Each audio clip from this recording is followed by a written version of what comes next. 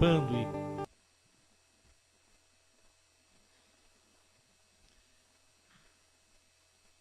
quantos aqui já receberam a visita na casa de duas pessoas, que podem ser dois homens, duas mulheres, um homem e uma mulher, com uma pastinha ou com uma bolsa, querendo conversar com você sobre a Bíblia?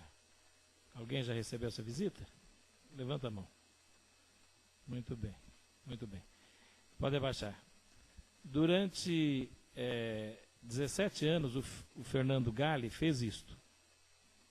Ele, durante 17 anos, fez estas visitas. Até que um dia ele começou a ter dúvidas sobre aquilo que ele fazia. Ele começou a perguntar aos seus superiores o porquê de algumas coisas. E aí ele começou a ser rechaçado, até que ele começou a ler a Bíblia, estudar a Bíblia. Mas essa é uma história que ele vai contar. Hoje ele vai falar sobre isto. Fernando Galli hoje é membro da Igreja Batista da Liberdade, aqui em São Paulo, mas ele era de Américo Brasiliense, ali região de Ribeirão Preto, e foi de lá, e lá ele esteve também professor de inglês, mas hoje ele está se dedicando ao ministério chamado apologética, que é justamente falando às igrejas e preparando as igrejas para a defesa da fé. A Bíblia diz que nós temos que estar preparados para responder a qualquer que nos perguntar acerca da razão da nossa fé. E para isso temos que nos preparar. Também, quando o Novo Testamento, basicamente, ele deve até saber o percentual, eu não sei exatamente o percentual, mas a maior parte dos livros do Novo Testamento contém defesas acerca da fé e doutrinas combatendo heresias que já existiam naquela época. As heresias sempre acompanharam. Heresia é o desvio da verdade. E desde que Cristo veio, ele já anunciou que surgiriam falsos profetas e eles aumentariam à medida que o tempo se aproximasse. Alguns fazendo maravilhas, sinais e prodígios e maravilhas tais que, se possível fora, enganariam os próprios escolhidos. Então temos que estar sempre alertas, nos preparando através da palavra de Deus, não com ódio ou ressentimento, mas com amor. E sobre isso o Galli vai estar falando nesta noite, e ele vai continuar depois falando também.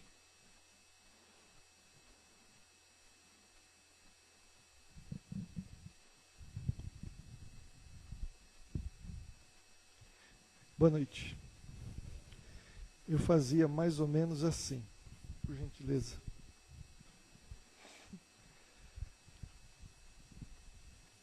Pode subir. Hoje você vai ser minha moradora.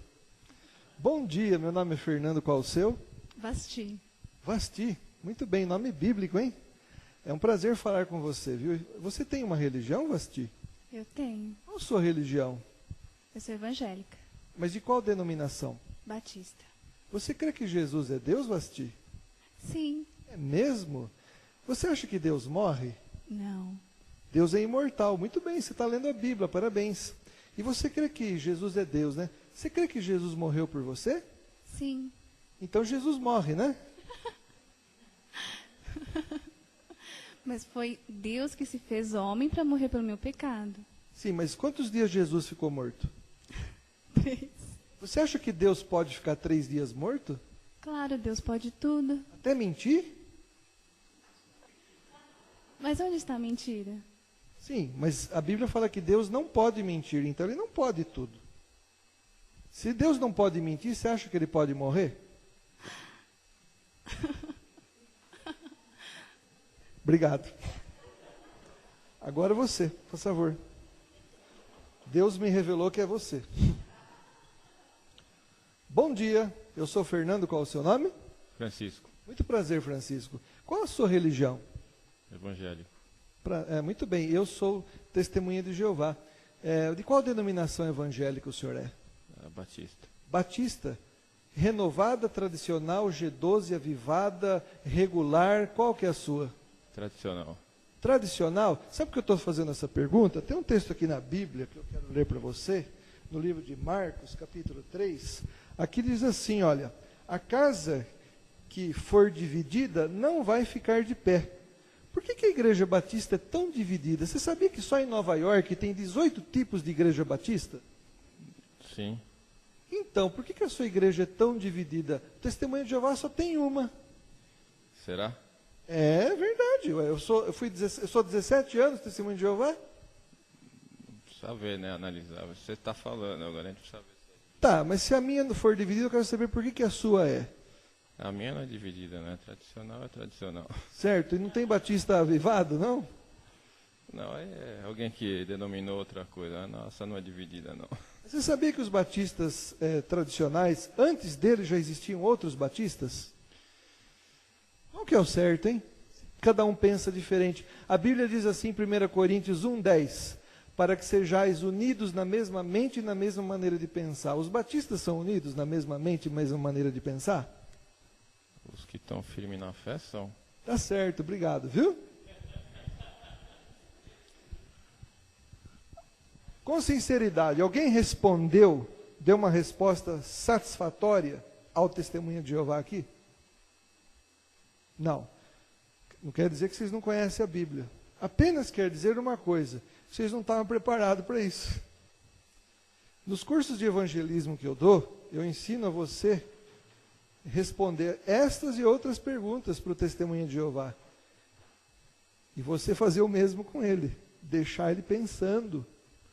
Porque eu levei 18 batistas com essas perguntinhas bobas para o Salão do Reino. Eu não, o diabo, né? Eu fui usado. Então, irmãos, quando eu era Testemunho de Jeová, eu deixava as pessoas com dúvida dos seus ensinos. Dos ensinos da sã doutrina, né? E como o Testemunho de Jeová, ele é preparado para pegar você de surpresa, para deixar você pensando, deixar você com dúvida. Muitas vezes eu ia embora, daí uma semana eu voltava. Oi, tudo bem? Você ficou pensando naquilo que eu te falei? Pois é, eu até perguntei para o meu pastor, mas ele não tinha resposta. Igreja do interior, irmãos, é um sofrimento. Porque eu não estou menosprezando pastores ali, mas o pastor da Igreja Batista, onde eu estava, ele deixava a desejar, em termos de conhecimento da Bíblia. Tanto que depois ele foi embora e a igreja acabou. Quase que acabou, né? Aí veio outro pastor e reergueu. Mas é assim que os Testemunhos de Jeová fazem. Então essa palestra, eu precisaria de 1h40, não vou fazer isso com vocês, né? Então eu vou fazer o seguinte, eu vou fazer uma parte dela hoje, e o resto dela eu vou fazer na sexta-feira. Se vocês gostarem, vocês vêm, senão, tá? Aí vocês não vêm. Porque eu queria muito que vocês estivessem presentes hoje e amanhã, para vocês conhecerem um pouco dos Testemunhos de Jeová. Eu tenho um curso de 40 horas só sobre Testemunhas de Jeová, porque são tantas heresias, tantos falsos argumentos, tantas falácias. Falácia é um modo de você argumentar com um engano escondido, né? Parece que o argumento é perfeito, que nem esse, né? Ela falou assim, mas Jesus veio morrer por mim, né? Mas Deus não morre, como é que faz? Então, nós temos que saber a sã doutrina, conhecer a palavra de Deus para darmos uma resposta para eles. Tá certo? Agora, vocês queriam saber a resposta dos 2 pontos, né? Só na sexta. Tá? Só na sexta. Vamos agora, então, Testemunhas de Jeová, quem são e o que creem. Eu vou tirar aqui, porque eu gosto de ficar mais à vontade. Então vamos lá, próximo. Eu vou fazer assim, você, tá? Ok. Os Testemunhas de Jeová foram fundados por Charles Taze Russell. Ele era um ex-presbiteriano, com 16 anos não entendia a doutrina da predestinação bíblica, né? E ele ficou desiludido com Deus, ficou 2 anos sem igreja. Aí um dia ele entrou num porão, ouviu pessoas lendo a Bíblia, eram ex-adventistas, também tristes com a igreja do advento, que havia previsto o fim do mundo para 1843 e 1844. Não veio, os adventistas se dividiram, e esses ex-adventistas estavam em 1870, lendo a Bíblia no fundo de um porão, e o Charles Taze Russell foi convidado a ir lá. O jovenzinho Russell. Entrou lá, gostou do jeito deles ler a Bíblia e passou então a sentir interesse em aprender mais. Associou-se um tempo com esses ex-adventistas e no finalzinho de 1870 ele funda um grupo de estudantes chamado de Estudantes Internacionais da Bíblia. Testemunha de Jeová não chamava de Testemunha de Jeová ainda. Charles Taze Russell achava que Testemunha de Jeová, sabe quem era? A pirâmide de Gizé. Essa era a crença dele. E ele, Testemunha de Jeová, nem passava assim pela mente dele ser o nome da organização que ele tinha fundado.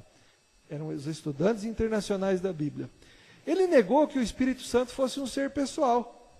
Ele também negou que Jesus era Deus, negou a existência do inferno de fogo, negou a doutrina da imortalidade da alma e previu o fim do mundo para 1914 e 1915. Só que o fim do mundo chegou para ele em 1916, porque ele morreu. Né? Fazer o quê, né? Tudo bem, nós já vamos começar a estudar esses assuntos. Próximo.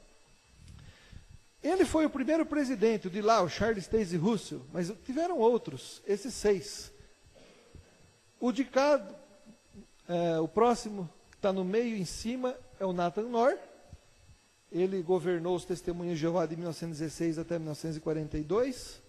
Depois, perdão, irmãos, depois do Charles Taze Russell, de lá, é o Joseph Franklin Rutherford, que ficou de 1916 até 1942. O do meio é o Nathan Knorr, que ficou de 42 até 77. Esse aqui embaixo, calvo, magrinho, é o Fred Franz. Cheguei a conhecê-lo. Ele ficou de 1977 até 1992. O carequinha do outro lado, que é o Milton Henschel, ele dominou até o ano 2000. E a partir do ano 2000 está até hoje, o último aqui embaixo, o Don Adams. São todos do time dos 144 mil, que eles vão viver no céu, né? Então é assim que eles creem. O presidente deles precisa fazer parte dos 144 mil. Próximo. O Joseph Franklin Rutherford, que dominou entre 1916 a 42, quando o Russell morre, ele entra no lugar e já muda 114 ensinos do Charles Taze Russell. Então, aqueles estudantes internacionais da Bíblia se dividiram. Formaram-se os Russelitas, os Auroristas do milênio.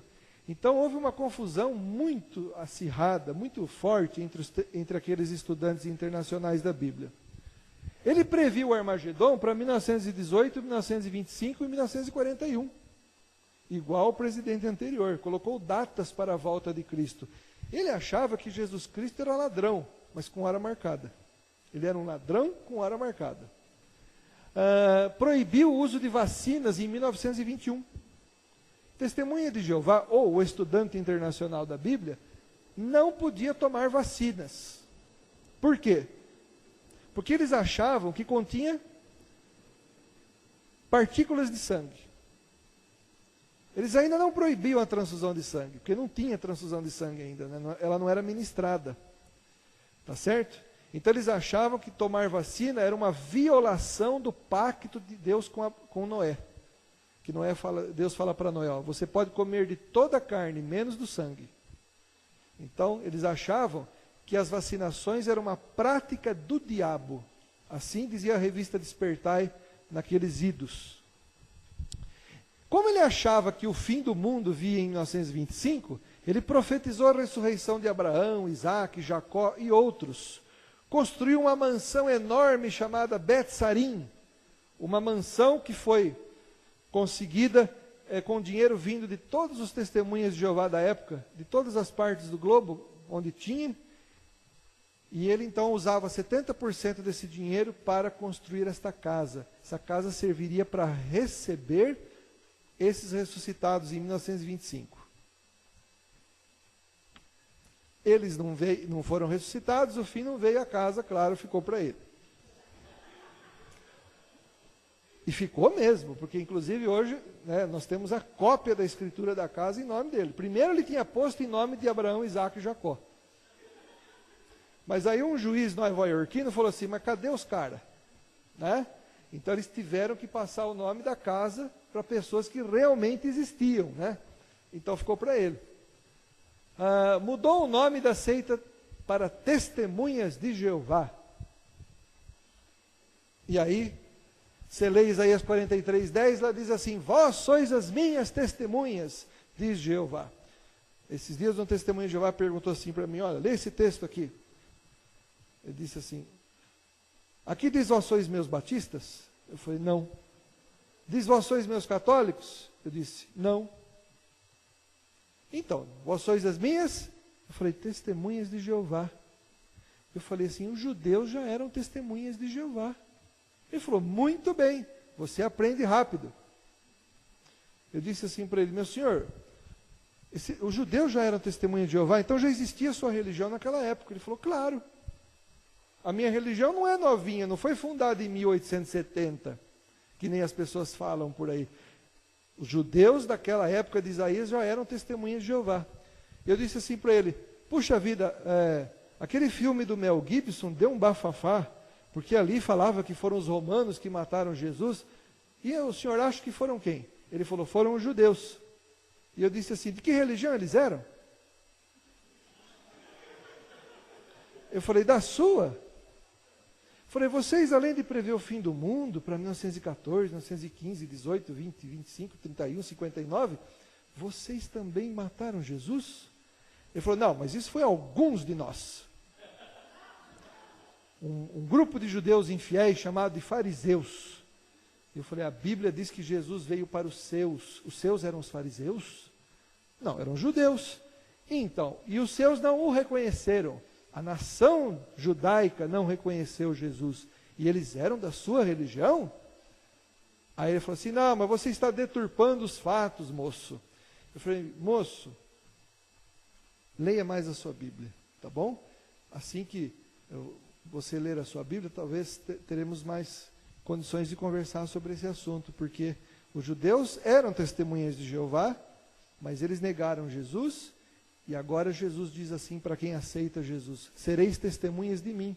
Eu falei, eu sou testemunha de Jesus, eu agradeço a sua vinda até a minha casa, sua boa intenção, mas o senhor pensa nisso, o senhor tem que ser testemunha de Jesus, tá bom? E disse tchau para ele. Então temos que estar preparados, né? Tá certo? Muito bem. E ele ensinou, aí é o seguinte, o último ali, ó. Viviam perguntando para ele, mas e a falsa profecia de 1914, que diz que Jesus ia vir buscar a igreja? Ele falou, não, Charles Taze Russell acertou o ano, mas ele errou o evento. Jesus não veio com Armagedon em 1914, mas ele se tornou rei nos céus, e em 1914 expulsou o diabo para a terra, e aí estourou a Primeira Guerra Mundial. Tudo fácil, né? Tudo explicado assim, mas será que é assim mesmo? Então você vê quantas heresias que já começam desde o começo da seita, né? Muito bem, o Nathan Homer Nor, bom, o fim do mundo chegou para o outro em 42, né? Ele proibiu as transfusões de sangue em 1945. E ele também liberou as vacinas que o outro tinha proibido. Que incoerência, né? Quer dizer, ele liberou as vacinas que eram feitas com frações de sangue. Você precisa de fatores sanguíneos para fazer uma vacina. Mas aí ele proibiu as transfusões de sangue. Quer dizer, um pouquinho de sangue pode. O tudo não pode, né? Previu o fim do mundo também para 1975. Ele esteve aqui em 1969, no Pacaembu, e ele disse assim, ó, se o Armagedon não vier em 75, a Bíblia é mentirosa. Tá? E ele ensinou também a se vender tudo que tinha para gastar o dinheiro na pregação, até 1975, porque o Armagedon viria, né? Então tem um ministério do reino, um folheto dos testemunhas de Jeová, estudado de mês em mês. Quem foi católico lembra daquele folheto, O Domingo, né? Os testemunhas de Jeová têm outro folheto, chamado Ministério do Reino. E nesse Ministério do Reino, os testemunhas de Jeová diziam que deveria se gastar, vender os bens, gastar o dinheiro que tinha, até 1975. Então muita gente vendeu o que tinha mesmo, né? Só que teve testemunho de Jeová que comprou mais coisa porque achou que não ia precisar pagar. Né? E ele lançou a tradução do Novo Mundo das Testemunhas de Jeová. A tradução do Novo Mundo é uma Bíblia herética. Ela tem, no Novo Testamento, 78 versículos horrivelmente traduzidos e modificados para encaixar-se na sua doutrina. Tá certo? Muito bem. O Frederick William Franz liberou os transplantes que o outro tinha proibido. Então era pecado fazer uma doação de um rim. Só que aí ele disse que não era mais. Tá? Proibiu os testemunhas de Jeová de conversarem com ex-TJs. Então, graças a ele, um testemunha de Jeová que souber que eu fui testemunha de Jeová, ele não pode dizer nem oi para mim. Os meus parentes testemunha de Jeová só podem conversar o necessário. E se eu morrer como cristão, né, mas se eu morrer fora dos testemunhos de Jeová, no velório, testemunha de Jeová só vai lá para dizer os meus pêsames para minha mãe e não pode fazer nenhuma oração ali. Olha que o negócio é sério, hein? Jeová ali é bravo mesmo. Né? Deu a entender que o fim viria antes do ano 2000 e mudou vários ensinos de seus anteriores presidentes. Próximo.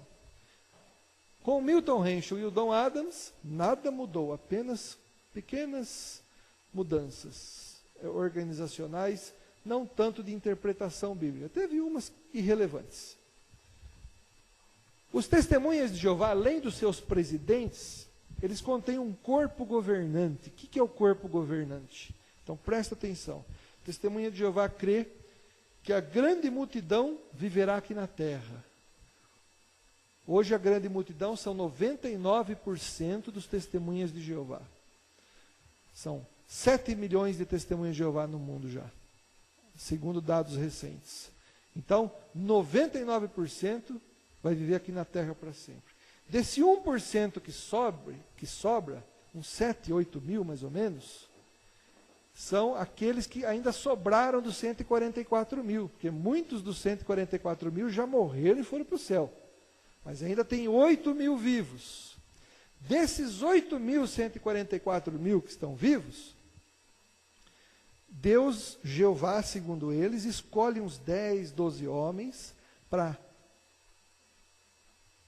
comandar a obra deles e escrever a Sentinela, Despertar e outros livros que eles vendem.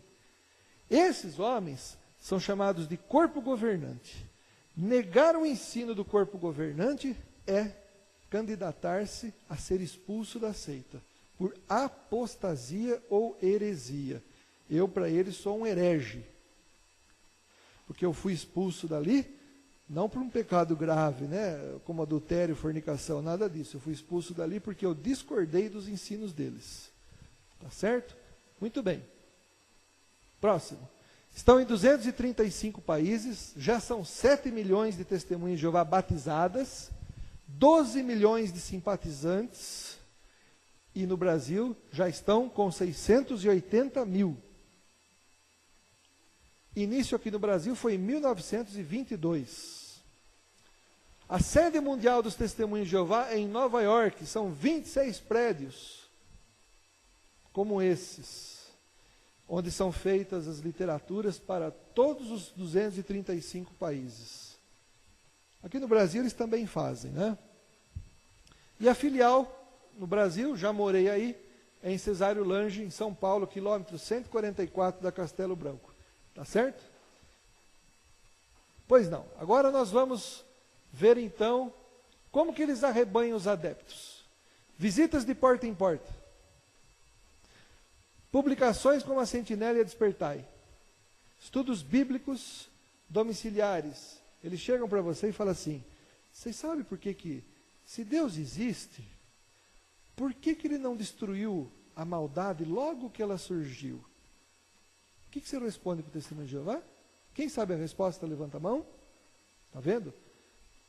É uma coisa que a gente devia saber, né? Aí a gente não sabe, porque não estamos preparados para esse tipo de pergunta. Ah, o seu pastor não ensinou isso para você? Gostaria de ter uma resposta sem compromisso de mudar de religião? Quando eles vêm com uma resposta, eles vêm com um monte de textos fora do contexto e dão uma...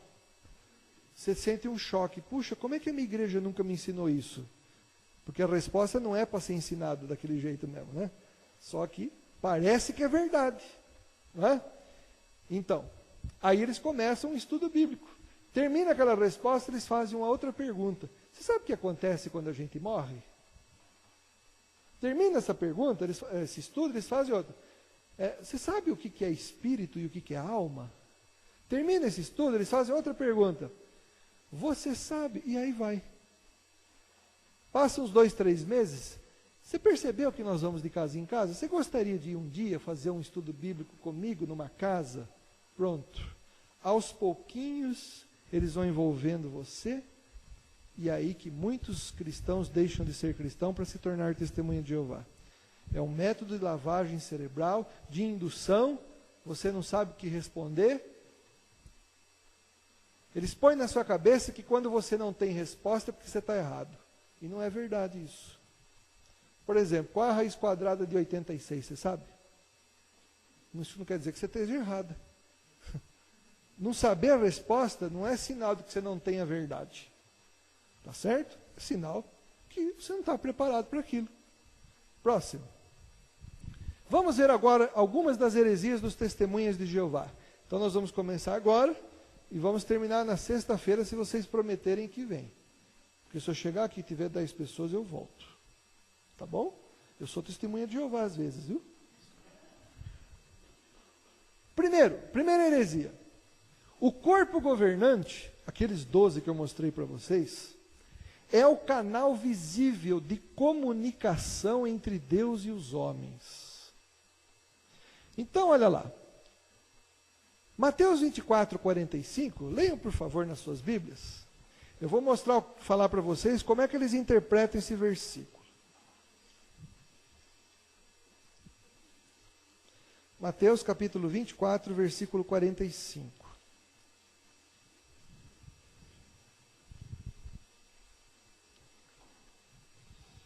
Diz assim: quem é, pois, o servo fiel e prudente? Na Bíblia deles diz discreto. A quem o Senhor confiou os seus conservos para dar-lhes o sustento a seu tempo? Então eles param nessa palavra sustento, que na Bíblia deles diz alimento. Para eles, lembra que eu falei que daqueles 8.000 que estão ainda vivos, que vão viver no céu? Então, esses 8.000 são um escravo fiel e discreto para eles. É o grupo de pessoas que Deus chama de escravo fiel e discreto. Desses 8.000, Deus escolhe uns 12 para serem os líderes. Esses líderes, para eles, são pessoas que dão o sustento, o alimento. Que alimento é esse? O alimento espiritual. Na forma de página impressa, sentinela, despertar e etc. Todos os livros dos testemunhas de Jeová são escritos por esse corpo governante. Os líderes deles. E na mente de um testemunha de Jeová, o que o corpo governante escreve vem de Jeová. Por isso que eles dizem que eles são o corpo governante que é o canal de comunicação. Olha lá. A Sentinela, 15 de agosto de 98, página 12, disse assim, ó: no caso de nós, hoje, significa ter confiança no escravo fiel e discreto. São os 8.000 que vão para o céu.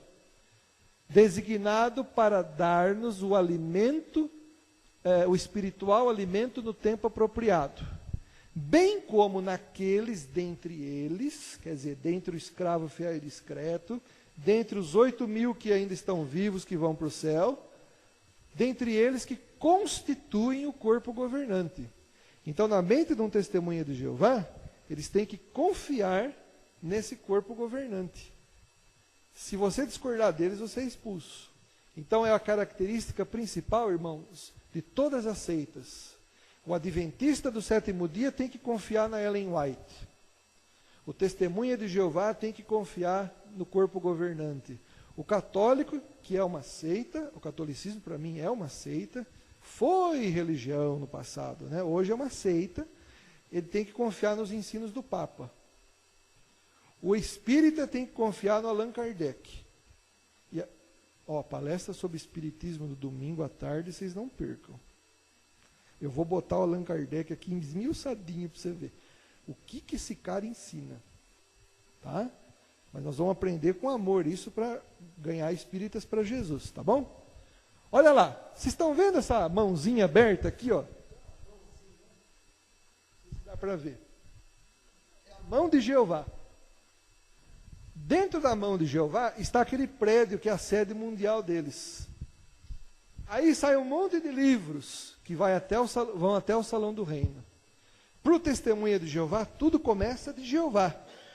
Ele tem a sede mundial das testemunhas de Jeová na mão. Então, olha só o que eles falam sobre esses líderes que são o canal de comunicação entre Deus e os homens. Olha lá. Mas Jeová Deus proveu também sua organização visível, seu escravo fiel e discreto.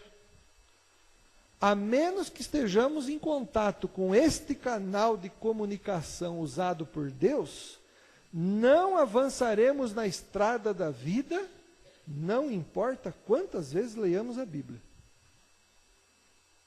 Então, você não tem que sentir pena de um testemunho de Jeová que vai na sua porta. Tem irmãos que falam assim, olha, eles se esforçam em fazer a vontade de Deus. Não é a vontade de Deus, é a vontade do corpo governante. Por quê? Porque o corpo governante, além de dizer que eles têm que trabalhar todo mês, toda semana de casa em casa, o Testemunha de Jeová entrega mensalmente um relatório para o corpo governante dizendo quantas horas eles trabalharam. E se eles não trabalharem, eles são chamados de testemunhas de Jeová inativas.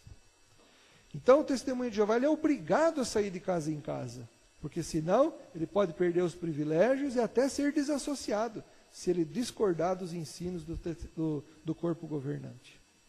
Eu, em 17 anos, irmãos, eu trabalhei 10.000 horas para o corpo governante.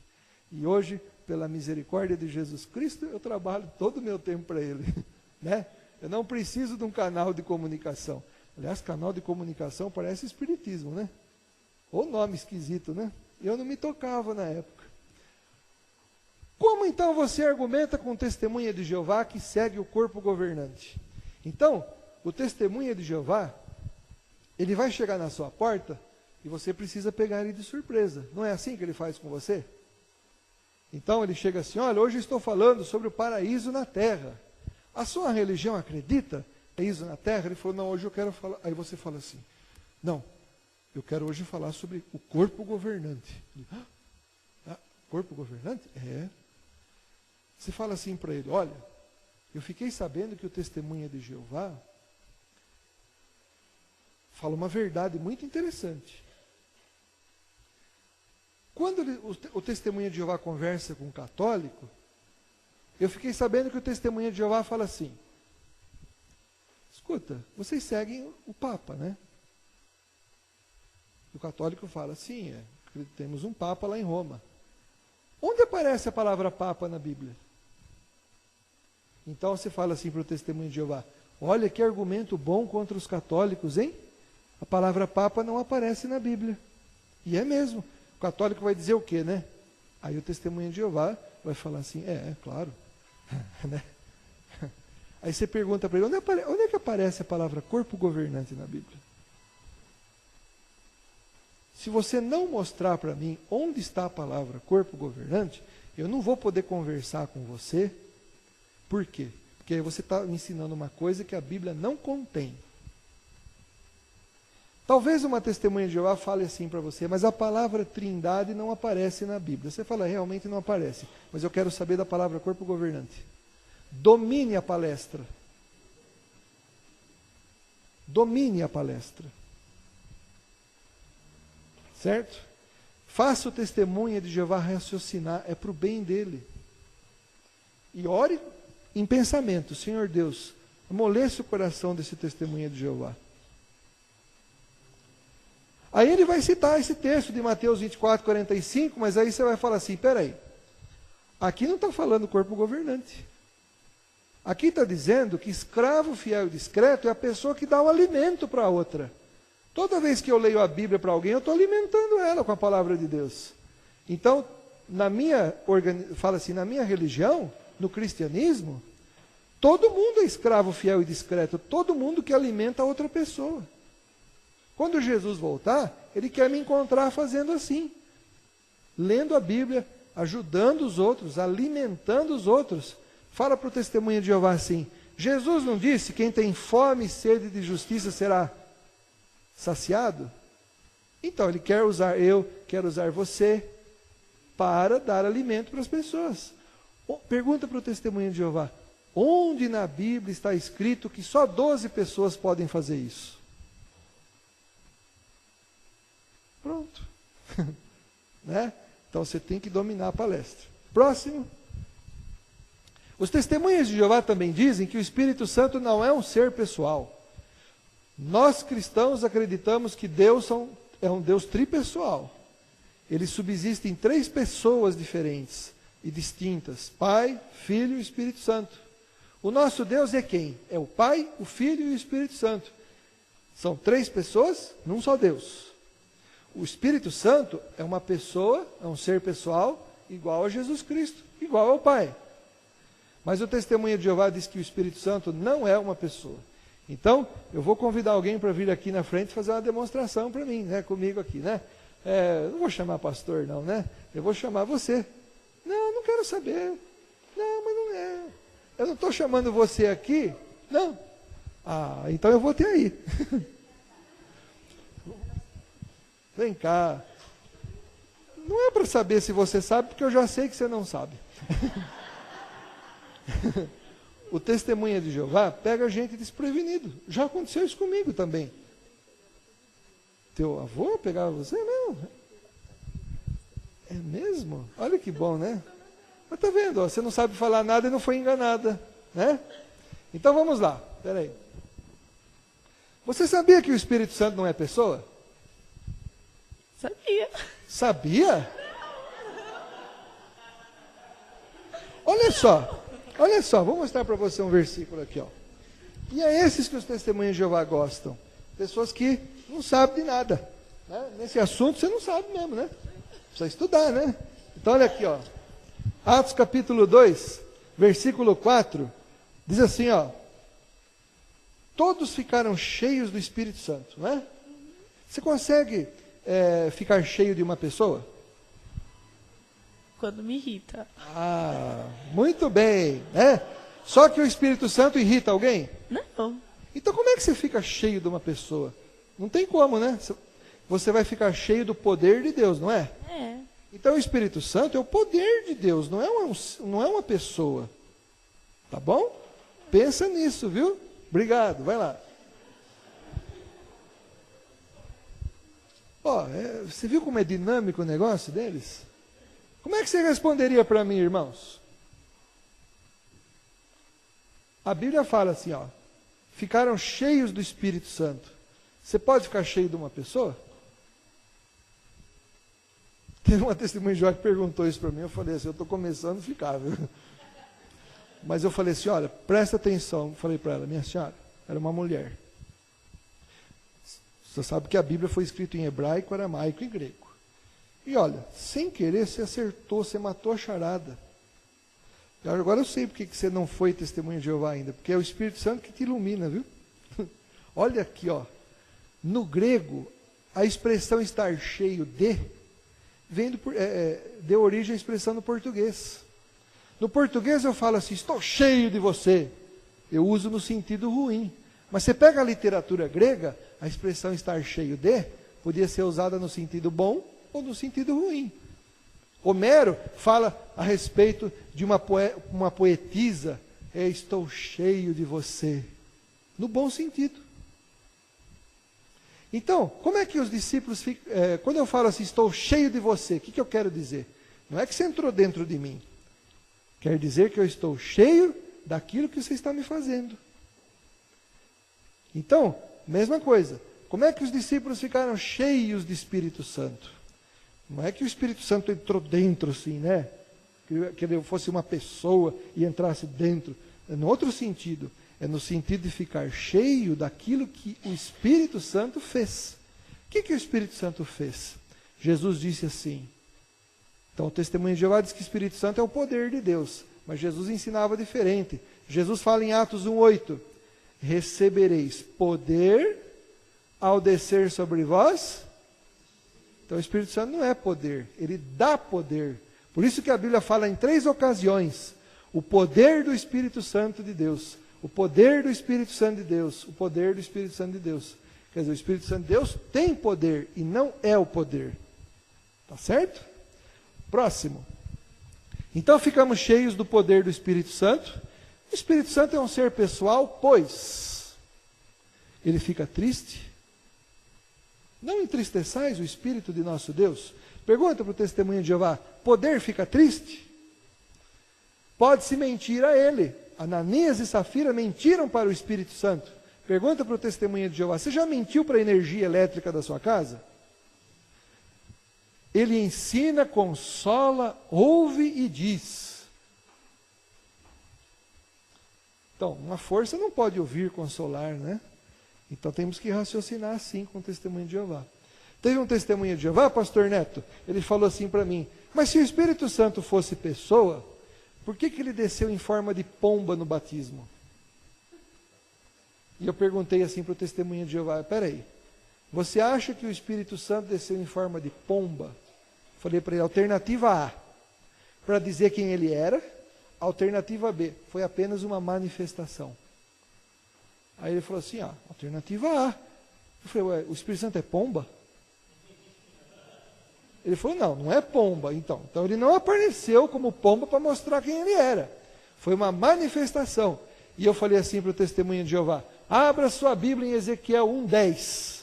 E quando ele abriu a Bíblia em Ezequiel 1:10, ele viu que Ezequiel teve uma visão, e ele viu os anjos de Deus com face de leão, touro e águia.